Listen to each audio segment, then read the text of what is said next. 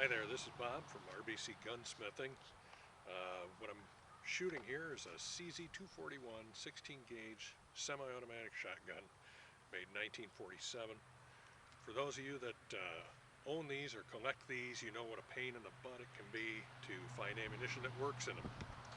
I think I finally found ammo that works, and it's this Sellier Bellot red and black paper cartridges.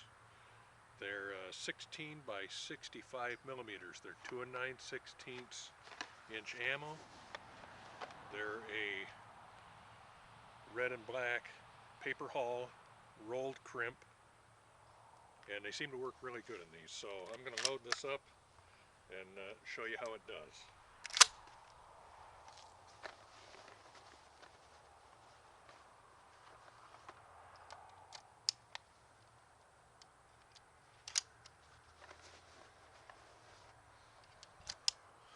Here we go.